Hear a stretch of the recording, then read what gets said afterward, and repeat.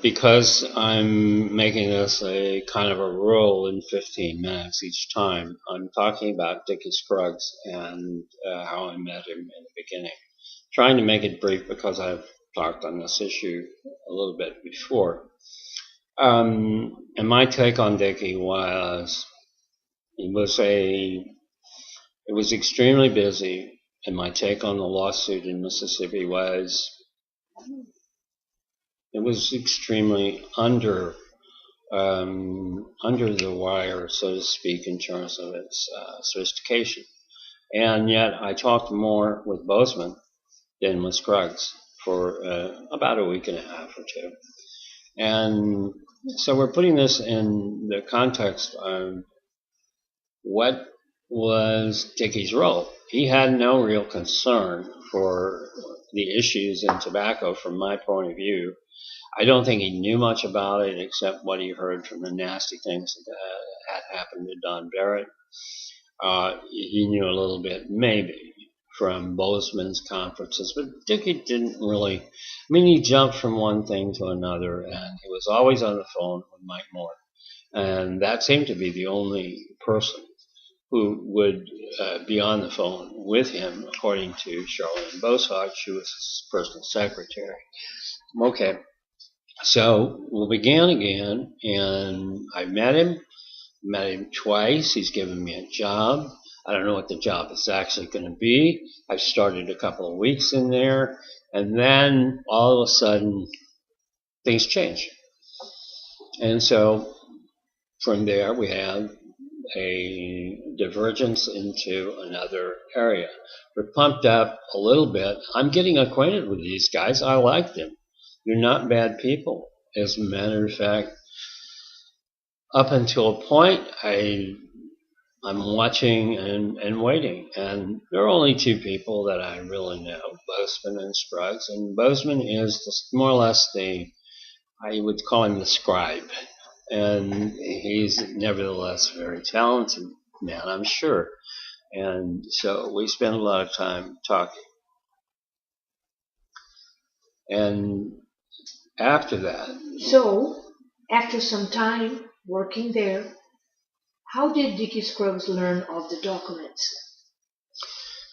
and that begins the story, really. That question is really where everybody um, gets into another gear, including the press, both in Louisville and which had been covering this pretty heavily, and all over the so-called small planet. But um, there wasn't any real take in Louisville about what was going to happen because I had to shut up. Of course, I wasn't really shutting up. I mean, as far as press concerned, I don't think that's fair to do.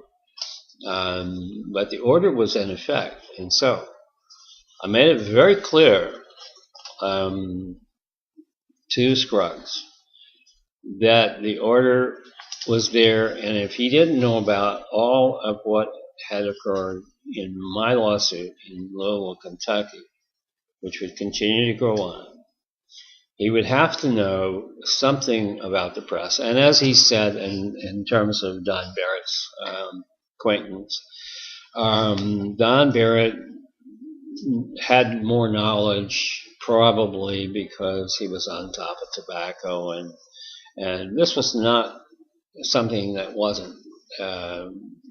Dick Scruggs had never had a chance to really study this, and I don't think he would have anyway. He just didn't have that personality. He was looking at what's the bottom line here? Where am I going to negotiate?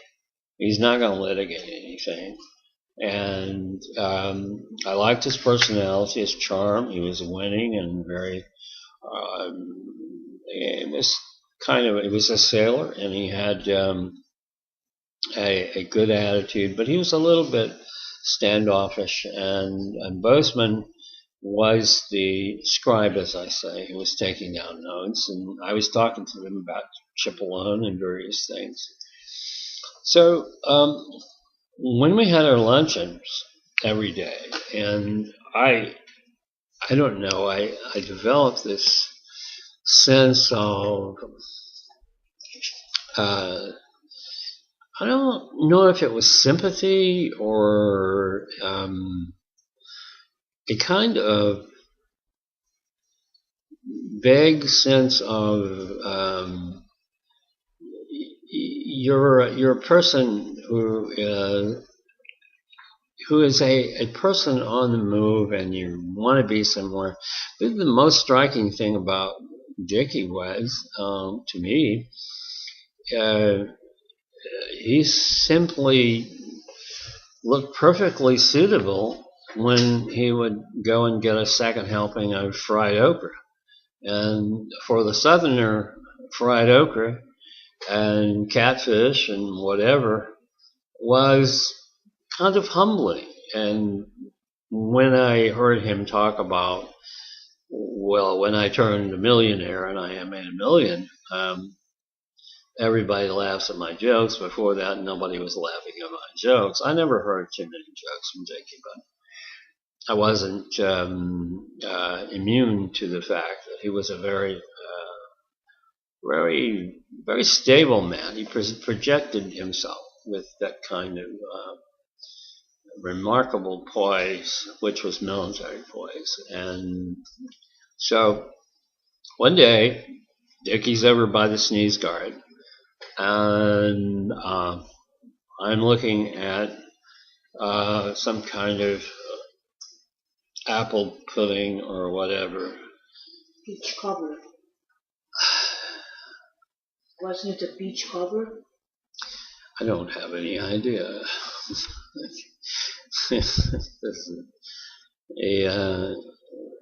The fact was, it was a time and a place, and I said, you people need a lot of help.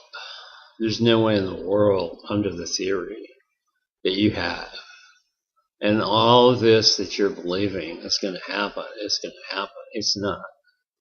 And yet, also, I'm saying, you know what? If I could, under certain conditions, convince Nina, a personal friend of mine, that we could actually deal with you with the custody and possession and custody, and getting it out of her hands and into some hands here.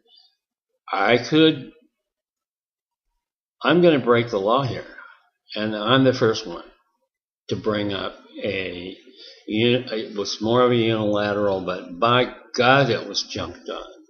And all of a sudden, I'm realizing that there's no question about it. The first thing you have to do is call Nina and see if she'll cooperate, because it's in her possession. But they know for the first time their documents. And now I have not checked with Fox. I have not checked with anybody on my side in Louisville. And this is a giant leap for me. I mean, I don't know why, but maybe it was because of the DOJ not being able to talk with me, and they could talk with this, what I presumed at the time, a mystery man. And the mystery man, I later find out, is Jeffrey Wygant. And why they could talk to him was because he never said anything. He was surrounded by tobacco lawyers by his own agreement. So if nothing was ever going to happen, I'd been on this for years, and I'd written the book, then I felt, okay, there's some justification here, and I'm not a lawyer, so the concept that I've had is a conspiracy, an ongoing conspiracy, and what trumps that is basically the fact that it is an ongoing conspiracy. So it trumps the lawyer-client privilege. There you are. And so without explaining any of this to the lawyers who were standing in front of me, suddenly there's Dickie Scruggs who was eating some more okra. I was feeling sympathetic and empathetic with their cause. And I really didn't believe in the theory, because it was based on an assumption of risk. Getting rid of assumption of risk and making a killing. And I just didn't see that, but it was limited in its scope. So what happens is, I say this immediately. Scruggs gets on the phone with his cell phone with Charlene. He checks out airports. He calls he has her call his pilots, and enamored of this persuasive, alluring type of lifestyle. Here we are. We're engaged in big time something, and I have been so put upon in Louisville. I don't envision the fact that I'm going to be put upon in Mississippi more than any place else. So, in time, what I feel is a intense relationship in terms of it's okay if Nina says, and so they call Nina, and Nina was checking them out, and then she talks with me and says, I don't want you to fall into any kind of hole here.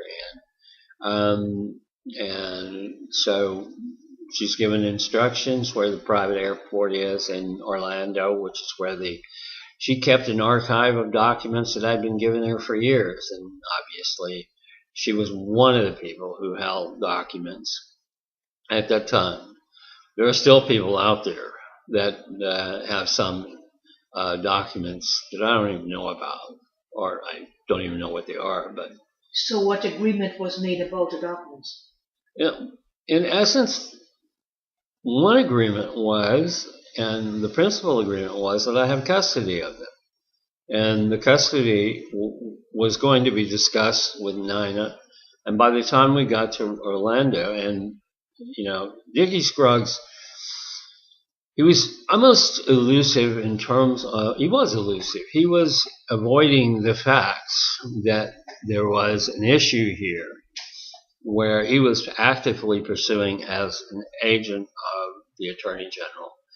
And I was thinking of this. What might be considered an order violation. So when was that broken?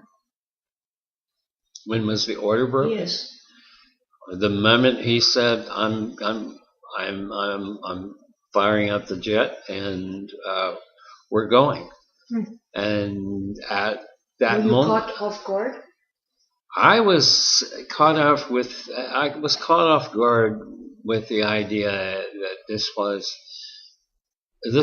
so unanticipated on my part, and so anticipated. It seemingly they didn't have any problem with getting a jet on Trent Lott's field, and the pilots were on standby always, and perhaps more so then. Because at some point, in talking with Scruggs and Bozeman, I was schmoozed, and schmoozed means you were given an opportunity. For example, the idea of not having counsel. Scruggs ratted about around. He railed about that in a way that he politely railed, but nevertheless he thought it was ridiculous, which it was, but. And it fit into Don Barrett's. I'm sure that there was a lot of conversation going on. Well, he knows this, he knows that, and so then he's got to have this. But it wasn't actually put into a set of knowledge or agreement until I just turned to Bozeman, and then all of a sudden we were in the plane.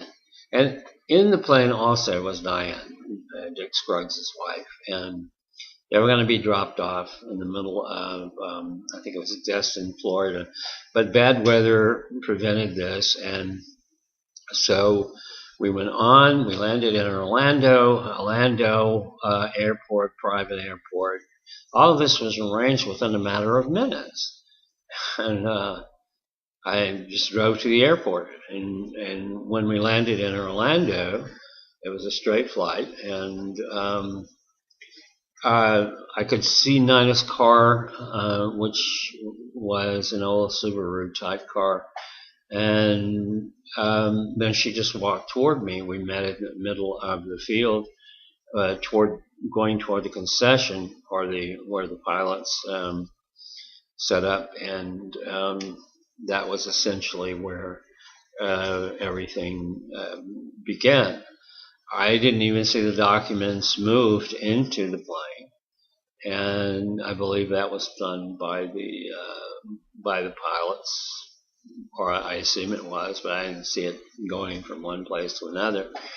I assumed everything and nothing. I didn't know exactly what she had. I assumed that we had, over the years, a number of things which were provocative, and certainly a lot of the repetition. And this is the thing that people don't really get right. And Curtis Wilkie certainly didn't get it right. He had 1,500 documents. Jesus, come on. We started with the root of over 15,000 documents. I have no idea how many Brown and Williamson actually got in their box. So reflecting on me and my attitude was, no matter what's going to happen, I'm going to have a backup source somewhere on Brown and Williamson, and then if something happens, you can always turn to them and say, look, all right, you do something to us, and I'm going to tell you something. And they assumed that. They kept hammering me in depositions. There were 14 depositions starting on October the 5th of '93, and more to come throughout the next 3 years. So it was there and then. And when we flew back, we flew through Destin. Scruggs was there. A paralegal boarded from his Mercedes.